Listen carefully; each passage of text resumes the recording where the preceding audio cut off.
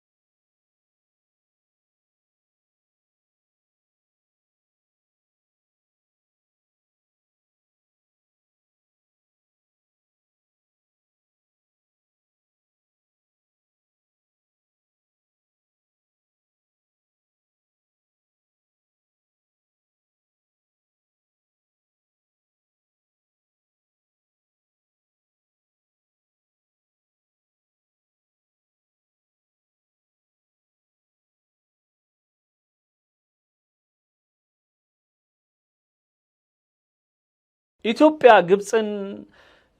እንዳለችው አሰመጠቻት ይላል ኢትዮጵያ በፍጹም አሰምጣለሁ አላለችም ግን አሰመጠችን ይላል ولا ده اي كلام والاخطر من كل ده انا ግን አለ እኔ ከዚህ የባሰ ነው ያለኝ ማለት ውሃው ማስጠሟ ምናምን ይሄ ምንም ማለት አይደለም ግን ከዛ የባሰ አለ مش واقف عند ለምሳሌ በነገራችን ላይ ይሄንን ቪዲዮ ለምን መረጥከው ምክንያቱም ተራ ዩቲዩበር ሊሆን አይችልም ወይ ምናም ብላችሁ መታሰቡ ሰዎች ካላችሁ የሰው በሚሊዮኖች የሰብስክሪፕሽን ያለው በጣም ብዙ ግብጾች የሚያዩት እና በጣም ብዙ ይሄ አሁን ራሱ ማለት ማሳያችሁን ቪዲዮ በመቶ ሺዎች አልፏል ብዙ እይታ ነው ያለው ለዛ ነው እዚህ ጋር አምጥቼ ለእናንተ ማሳየት የወደድኩት ده موضوع ان في فيضان في مصر انا واقف ስለዚህ አሁን ላይ የግብጽ በጎርፍ መጥለቅለቅ ብቻ ሳይሆን ከዛ በላይ ነገር አለኝ ለእናንተ ምነግራችሁ قدام رؤيه القناه ال14 الاسرائيليه اللي هي የእስራኤል 14ኛ የሚል ቻናል ያወጣው አዲስ خبر ወይም ዜና بتبث من داخل منزل نتنياهو زي ምናልባትም አንዳንዶች ከናታንያሁ ቤት ሁሉ የሚሰራጭ ነው ይሉታል በጣም بالتريقه يعني بس خلي بالك بيقول لك قناه ال14 دي بتاعت نتنياهو يعني ምክንያቱም የናታንያሁን ፍቅር የናታንያሁን ውዴታ በብዝፋት ስለሚዘፍኑለት ከቤቱ ነው እንደሚሰራጨው ብለው እስከ መቀለድ የደረሱበት ጣቢያ ነው እና ይህ ጣቢያ ስለ ህዳሴ ግድብ ዘግቧል نتنياهو ليل ونهار كل المذيعين بيسبحوا بفضل نتنياهو فيها فالقناه ስለዚህ በናታንያሁ ፍቅር ያበደ የሆነው ይህ ቻናል ስለ ኢትዮጵያ አንድ ጎርፍ በግብጽ ላይ ያደረሰውን ጥፋት ዘግቧል دي طلعت تعلق على الاحداث بتاعه سد النهضه اللي تسببت في غرق الاراضي في البحيره ومنوفيه ماشي ስለዚህ منوفياና ቡሐይራ የሚባለው የግብጽ አንዳንድ ክልል ላይ ይህ ጎርፍ ያደረሰውን አደጋ በደንብ በዝርዝር አጋልጠዋል ይላል ይሄ እንዳልኳችሁ ነው እነሱ በጣም በተቻላቸው መጠን ሰተረውታል የግብጽ ምንም አይነት እስካሁን ያልሰማውም ነበር ለመጀመሪያ ጊዜ በሱ ነው ያየሁት ቲክቶክ ላይ አይቼ አንዲት እህት ራቆታቸውን የሆኑ የሰመጡ ምናምን ግብጾች ስታሳይ ቀልድ መስሎኝ ወይም ላይሆን ይችላል በየትቸው ነበር ከዛ የሰውዬ ደገመው ማለት فده الامر الثاني حضرتك لازم تعرف ان اللي حصل ده يعتبر بروفا لسلاح اسرائيل تختبره ስለዚህ ይህ ኢትዮጵያ ላይ የመጣውን ጎርፍ ሱዳን ግብጽ ላይ መሆኑን ዘርዝራ በዛውም ይሄ ኢትዮጵያን እንደ መሳሪያ ለመጠቀም የምትችል መሆኗን እስራኤልም እየገለጸችው ያለበት ሁኔታ ነው ልክ የሙከራ ስርጭት ነው እኛን ለማጥፋት የሙከራ ስርጭት አደረገችበት ይላል بالك الكلام اللي هقوله لك ده كلام خطير جدا اما نعم ملاچو ነገር ግን ዝም ብሎ እንደ ቀልድ እንዳታዩት አደገኛ ነው ይላል اخطر ان في تحركات عسكريه اثيوبيه عند سد ሌላው የኢትዮጵያ በሳተላይት የታየ ወታደር እዛ ዳሴ ግድቡ አካባቢ ሲርመሰመስ ይታያል የኢትዮጵያ ወታደር نهضه بالصور وبالدلائل وبالبراهين እና በጣም በማስረጃ በሳተላይት በደንብ በሚታይ ሁኔታ ምናየው ነገር تحركات عسكريه في منتهى الخطوره وفي فخ اثيوبيا بتعمله حاليا لجر الجيش المصري بعد ما الجيش المصري امبارح بث بعض الفيديوهات لقدرته العسكريه وان هو بيقول له ይሄ የግብጽ የጦር ኃይል ችሎታን ብቃትን የሚያሳይ የአንዳንድ እንደ ሰርከስ አይነት ነገር አሳይቶ ነበረ ወታደራዊ አንዳንድ እኔ አላየሁም ነበር እንደውም አሁን ገና ነው እሱ ሲናገር የሰማሁት ኢትዮጵያ ግን ይህንን አይታ አሰባችሁት እና የኢትዮጵያ ወታደሮች እና አንዳንድ መሳሪያዎች በህዳሴው ግድብ አካባቢ ሲርመሰመሱ ታይተዋል ይላል اسرائيل احنا مش خايفين ووزاره الدفاع المصريه كانت እና እኛ አንፈራም ምናምን የሚልም ሐሳብ ተሰምቷል ከኢትዮጵያ صريحه جدا انها قادره على التصعيد باي شكل دلوقتي اثيوبيا بتنصب እና ግብጽ በማንኛውም ሁኔታ ነገሮችን ላካብድ ካለች የምትችል መሆኑን ለማሳየት አንዳንድ እንቅስቃሴዎችን አድርጋ ነበር ليك فخ جديد وعلى عينك يا تاجر والحقيقه احقاقا للحق يعني انت مش هتعرف توقف الفخ ده بالمناسبه يعني ስለዚህ ይሄ ሁሉ የኢትዮጵያ ቀለበት ውስጥኛ ለመክተት የምታደርገው እንቅስቃሴ ነው ስለዚህ መቼም የኛ መንግስት በደንብ ነገሮችን በጥንቃቄ እያየ ስለሚሄድ ዝም ብሎ አይሳብላትም انت مش هينفع المره دي ان انت توقف الفخ ده كلام كتير وكلام خطير جدا كله طالع من الاعلام الاسرائيلي وراي الاعلام الاسرائيلي ايه في اللي عملته اثيوبيا في مياه نهر النيل ስለዚህ አሁን ላይ ምናወራው እስኪ ኢትዮጵያ በዚህ የናይል ውሃ ላይ ያረገች ያለው ነገር የእስራኤል እንቅስቃሴ ከዚህ ጋር ምን ይመስላል እና ግብጾች ምን ያስባሉ ሚለው በደንብ وازاي اثيوبيا بتتحرك عسكريا واسرائيل بتراقب እስራኤል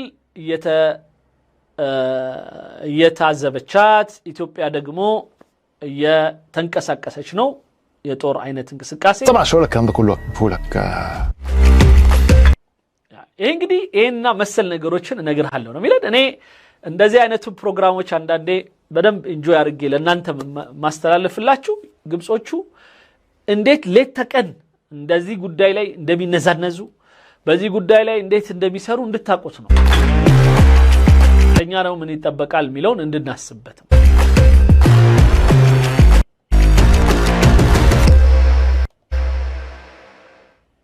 قبل ما اخش في الموضوع قبل اكشف لك التفاصيل خليني اقول لك ان احنا معانا راعي قوي جدا ومحترم جدا وهو لو عاوز توسع بزنس بتقدم لك استشارات في الضرايب والتسويق سد النهضه. ايه اللي حصل بالظبط وايه الجديد اللي معانا؟ اوكي ህዳሴ ግድብ ምንድነው አዲስ የተፈጠረው ምንድነው ዛሬ ልነግራችሁ ፈለኩ። طبيعه الحال موضوع الفيضان بتاع سد النهضه ده يعني قتل بحثا يعني ناس يوتيوبرز كتير جدا اتكلموا فيه بس انا عاوز ስለ ጎርፍ ከህዳሴ ግድብ የመጣው ጎርፍ በዝርዝር ምንም ነገር ሳይተው ብዙዎች የኛ የዩቲዩብ ሰዎችም ይሁኑ አንዳንድ አዋቂ የሚባሉ ሰዎች በዚህ ጉዳይ ላይ በዝርዝር ተናግረዋል። اناقش الامر من زاويه مختلفه تماما انا عاوز اناقش الامر رؤيه አሁን ግን ከሌላ አቅጣጫ ሌላ ነገር መጥቶብሃልና ከዛ አንግል ነው የምናወራው። ታላቅ ስጦታ ለኪንግስ ኦፍ አባይ ቤተሰቦች ጊፍት ሪል ስቴት በለጋሃር መንደሩ የሚያዘጋጀውን ሁለተኛ የበዓል ኤክስፖ ከመስከረም 29 እስከ ጥቅምት 8 ድረስ በድምቀት ያካሂዳል። በኤክስፖም ላይ ሲገኙ በ5% ቅድመ ክፍያ ከ30% ቅናሽ ጋር 4555 የባንክ አማራጭ አመቻችተን እንጠብቆታለን። ባለ 1 መኝታ 65 ካሬ በ356000፣ ባለ 2 መኝታ 108 ካሬ በ595000፣ ባለ 3 መኝታ 163 ካሬ በ900000 ብር ቅድመ ክፍያ ከፍለው የቤት ባለቤት ይሁኑ ይሏታል። ከነዚህም ቤቶች በተጨማሪ በሁሉም ሳይቶቻችን ላይ ከ18 ካሬ ጀምሮ የንግድ ሱቆችን ይዘልሎታል። የዚህ ድል ተጠቃሚ ለመሆንና ሳይቶቻችንን ለመጎብኘት በ0981 83 4252 ይደውሉ። ጊፍት ሪል ስቴት። اسرائيل اللي حصل ايه عند مصر ازاي ምንድነው እስራኤል እያደረገች ያለችው እያሰበች ያለችው ሚል ነው። خد بالك الاحداث مشيت كالاتي فجأة كده اثيوبيا فتحت بوابات السد الفيضان نزل غرق السودان وبهدل السودان ودلوقتي انت بتتكلم ان في اراضي في المنوفيه والبحيره اتغرقت እንግዲህ ኢትዮጵያ ዝም ብላ አይደለም ሆን ብላም ሊሆን ይችላል ነው የሚለው የህዳሴ ግድቡ ላይ ያሉትን የውሃ መፋሰሻዎች ከፈተቻቸው ከዛ ሱዳንንና ግብፅን አጥለቀለቀቻቸው። طب الدنيا مشيت ازاي؟ بص يا سيدي حضرتك لازم تعرف ان ده امر غير معتاد لان اثيوبيا دلوقتي بتقول لك ايه بتقول لك على فكره ده ይሄ ነገር የተለመደ አይደለም እና አሁን ግን ኢትዮጵያ የምትለው ኢትዮጵያ claims its dam helped reduce Sudan's floods as speculation it caused the deluge rise below اللي حصل ده كله اللي انت غرقت السودان والفيضان اللي حصل في السودان والكلام ኢትዮጵያ የምትለው የኢትዮጵያ ህዳሴ ግድብ የጎርፉን መጠን እንደውም ይቀንሳል። ይሄ ትክክል ነው። ده بتقول انت انقذتنا قال لك اثيوبيا طلعت تدعي تقول لك على فكره ده فخر الصناعه الاثيوبيه لولا وجود سد النهضه ده السودان دي كانت اختفت ده احنا ስለዚህ እኛ ኢትዮጵያኖቹ ሚሉት ማለት ነው ቀደም በእንግሊዝኛ ላይ ባየነው መሰረት የህዳሴው ግድብ ባይኖር ኖሮ የበለጠ ተሰምጧት ነበረ ግን ህዳሴ ግድቡ ስላለ ብዙ ጎርፉን ገድቦላችሁ ትንሽ ነው የመጣባችሁ ነው ብዙ ቢሆንም ለጊዜው ግን ከዚህ የባሰ ይሆን ነበር قللنا من خطر الفيضان الكلام ده اترد عليه في مقالتين مقاله نازله في صحيفه الشرق الاوسط አንዳንዶች ይህንን መልስ ሲሰጧቸው በሸርቅ አልአውሰጥ በሚባለው እንትን ለንደን የሚታተም የሳውዲ ጋዜጣ ነው ያው ግን እንዳለ ሰራተኞቹ ሳውዲ እንትን ግብጾቹ ናቸው ስለዚህ ምንም ሚታመንም ጋዜጣ مقاله نازله في المونيتور وحتى في مقالات نازله في بعض الجرايد الاجنبيه ሌላው እንደዛው ኢጂፕት ስቴፕስ አፕ አላርም ናመን ኦን ኢትዮጵያ ሜጋ ዳም ሱዳን ባትል ፍለድስ ዋት ቱ ኖ እንደዚህ አይነቶቹ በሙሉ የሚጽፉት ማን ናቸው ከተባለ ግብጾቹ ናቸው ስለዚህ ምንም بس انا معتمد على المقالتين دول بالذات بيشرحوا حاجات كتير قوي بيقول لك على فكره ادعاء اثيوبيا ان هي انقذت السودان ومصر وان سد النهضه ده بانت بشايره ده كلام فارغ ስለዚህ ኢትዮጵያ ሱዳንንም ሆነ ግብፅን ከጎርፍ ጠብቅ ያለው ብላ ምትነግረን በፍጹም ልክ አይደለም ብለው ነው እነሱ የዘገቡት ያንን ነው የሚያንሰው خد بالك المقالتين تقريبا معتمدين على نفس المصدر اللي هو دكتور عباس شراقي اللي هو እነዚህ ሰዎች በሙሉ ይሄንን መልሶች የሚወስዱትና የሚያንጸባርቁት የማን ነው እሱ ራሱ የሚነግረን አባስ ሸራቂ በዚህ ምድር ላይ ኡሙ ዱንያ ግብፅን የሚያክል ሀገር አንድ ብቻ ሰው ነው ያላችሁ ትንሽ ሌላ ፈልጉ እያልኳቸው ነበር በአረብኛው አባስ ሸራቂ በቃ እና አካዳሚክ እንትኑን የሸጠ ለፈርዖን ሲል ወይም ሲሲ ሚለውን ነገር እንዲያጨበጭብ እሱ ብቻ አድርጎ ያጋፍጡታል ሌላ ሰው እንዳያወራ ተከልክሏል በቃ خبير بيفهم في سد النهضه اكتر من الاثيوبيين نفسهم ماشي እና እሱ ምን ይላል የህዳሴ ግድቡን ከኢትዮጵያኖች የበለጠ የሚያቀው የሆነው ሰው ብሎ ينقرنال لا يعرف شيء ولا بطيخ. بس احقاقا الحق يعني الراجل ده انا استضفته اكتر من مره وراجل محترم جدا بس دكتور عباس شراقي شرح القصه وقال لك على فكره ادعاء اثيوبيا ان هي قللت من مخاطر الفيضان ده كلام فارغ ليه؟ ስለዚህ በአጠቃላይ የአባስ ሸራቂ ንግግር እዛም እዚህም ጋዜጦች ላይ የወጣው የኢትዮጵያ ህዳሴ ግድብ ሱዳንን ከጎርፍ አድኗል ሚሉት እነሱ ውሸታቸው ነው ልክ አይደለም ይላል لان على فكره لما تيجي تبص على التوقيت ده على فكره اثيوبيا من الفيضان اللي فات وهي قافله بوابات السد يعني ይሄውን ፎቶ ዝም ብላችሁ ማናችሁም ሰዎች ይሄንን ፎቶ ለምሳሌ አሁን ላይ እናንተ ጋር አብረን ሆነን ማለት ነው ይሄንን ፎቶ ሁላችንም አብረን አንስተ ነው እኔ አሁን አነሳውት ይሄንን ፎቶ ማለት ነው ከዛ በኋላ ስክሪንሻት አድርጉና አጥብቡት በትክክል በቴሌቪዥን ራሱ መታይ ወንድሞቼ እህቶቼ ከዛ በኋላ ጎግል ላይ ጠይቁት ምንም ችግር የለም ጎግል ላይ ልክ ይሄንን እንትን ስታስገቡለት ፎቶውን የጎግል ኢሜጅ የሚለው ላይ ስታስገቡት ፎቶውን ኦፕን ያውኑን ፎቶ ሳስገባው የመቼ እንደሆነ ራሱ ይነግረኛል ምንም ጥርጥር የለውም ይሄ የመቼ where is this place ለምሳሌ ራሱ ይጠይቃቸዋል ተሰጡታላችሁ መቼ ነው የት ነው ብላችሁ ትጠይቁት ይሄ ፍለድ 2020 በ2020 የነበረ ፍለድ ነው ይላችሁ والله التوربينات دي تلف وهو بيقص الشريط اللي حصل ايه اللي حصل ان اثيوبيا عشان تعمل كده قالت والله هي عاوزه تخلد التوربينات ما اشتغلتش ودي فضيحه ስለዚህ ኢትዮጵያ እነዚህን ተርባይኖች በሙሉ ማሰራት በአንዴ ግዴታዋ ስላልሆነ እነሱ የሚሉት ያው ለምን አልሰራምና ብለው ይጨቀጭቃሉ ለምን ውሃው በሙሉ በተርባይኑ እንዲወጣ ይፈልጋሉ ግን ኢትዮጵያ ካወጣችም ቢያንስ ተጠቅማ ነው መውጣት ያለበት ምክንያቱም ኤሌክትሪክ መመረት ስላለበት ማለት ነው سد النهضه لا ركب فيه 13 توربينه كانت الميه هتعدي من فوق جسم السد ما يمثل ان سد النهضه هيبقى في خطر فاضطرت اثيوبيا انها تفتح الميه طيب ስለዚህ ኢትዮጵያ አንደኛ ውሃው ከላይ እንዲወጣ የሴፕቴምበር 9 የፕሮግራሙ ቀን የምርቃቱ ቀን አውጥተዋለች ከዛም መፊድ ይባላል በመራብ በኩል ያለው የመፋሰሻ አሉ 6 መፋሰሻዎች ከዛ ውስጥ 4ቱን ከፍታ ነበር አሁንም በፈለገች ጊዜ 2 የከፈተች ታስወጣለች ውሃውን እንዲቀንስ ማለት اثيوبيا فتحت 4 بوابات في توقيت ما فيهوش فيضان فلا السودان مستعده ولا شعبها مستعد ولا اي حاجه السودان على فكره عندها اكتر من سد داخل ስለዚህ ይሄ ፎቶ እንዳልኳችሁ የ2020 የ1946 ምናምን ወይም የቻይና ወይም የምናምን ይከፍቱና ዝም ብለው ያው ሱዳን ሰመጠች ምናምን ይሉናል ኩሉ ሁራ كذب ማለት ውሸትና تركي الاراضي السودانيه بس معظم السدود اللي مبنيه في السودان سدود ركاميه يعني ايه ركاميه يعني مبنيه ردم ماشي مش باني سد يعني مش سد عالي مثلا لا ده سدود ركاميه زي سد روسيرس يبقى 40 او 50 እና የሌላው የሱዳን ግድቦችን እያጣጣለ ነው ልክ እንደ ሰደል አሊ አይደለም ምናምን ያለ ነው ግን ሩሳይሪስ እስከዛሬ ድረስ የ1946ቱን አክቹአሊ የዛን ያልነበረም ከዛ በኋላ የ1920ውን ከሱ በፊት የነበሩትን ሁሉ ጎርፎች ይችሎ ከሆነ ቅድም ያልነውን ቁጥር ማለት ዛሬ አሁን ሰሞኑን ከወጣው የበለጠ ችሎ እስካሁን ከዳነ ለምን ነው የሚፈርሰው ስለዚህ ይሄ አንዱ የግብፁ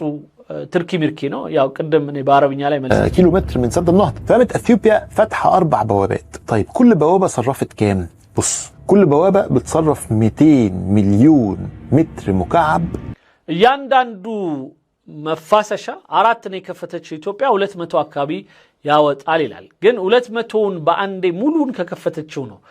200 ميلو جن ك200 بتاشليوت أيشلال قرب بارجا ككفتشو إيه يتعوق أنه بنتون بنسو من المية بس يعني أنت بتتكلم على 4 بوابات يعني أنت بتتكلم في 800 مليون متر مكعب في اليوم سلازي عراتون ككفتشو 800 مليون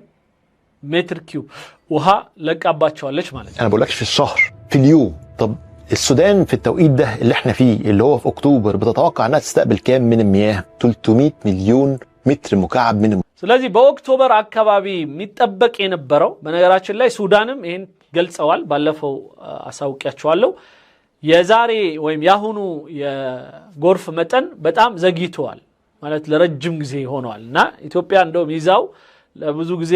ይዛላቸዋለች ግን መጀመሪያ በተለቀው ጎርፉ በጣም ያጥለቀልቃቸው ነበር ስለዚህ ህዳሴ ግድቡ እስከ አፍጢሙ በደንብ እንዲዝ መደረጉ ጎርፉን በጣም እንዲያሳልፉ አድርጓቸው ميه 300 السودان جالها 800 انت واخد بالك فاصبح ان في اندفاع من ميه بشكل كبير جدا ده حاجه ስለዚህ 300 ምናምን ሚሊዮን የሚጠብቅ የነበረው በኦክቶበር ላይ አሁን 800 መጥቶበታል ነው የሚለው which is ውሸት ነው 600 ምናምን ነው ግን ያው ግብጽ ላይ ቁጥር አንይዝበትም ብያቸዋል ታላቅ ስጦታ ለኪንግስ ኦፍ አባይ ቤተሰቦች ጊፍት ሪል ስቴት በለጋሃር መንደሩ የሚያዘጋጀውን ሁለተኛ የባህል ኤክስፖ ከመስከረም 29 እስከ ጥቅምት 8 ድረስ በድምቀት ያካሂዳል። በኤክስፖም ላይ ሲገኙ በ5% ቅድመ ክፍያ ከ30% ቅናሽ ጋር 4555 የባንክ አማራጭ አመቻችተን እንጠብቆታለን። ባለ 1 መኝታ 65 ካሬ በ356000፣ ባለ 2 መኝታ 108 ካሬ በ595000፣ ባለ 3 መኝታ 163 ካሬ በ900000 ብር ቅድመ ክፍያ ከፍለው የቤት ባለቤት ይሁኑ ይሏታል። ከነዚህም ቤቶች በተጨማሪ በሁሉም ሳይቶቻችን ላይ ከ18 ካሬ ጀምሮ የንግድ ሱቆችን ይዘንሎታል። የዚህ ድል ተጠቃሚ ለመሆንና ሳይቶቻችንን ለመጎብኘት በ0981 83 4252 ይደውሉ። ጊፍት ሪል ስቴት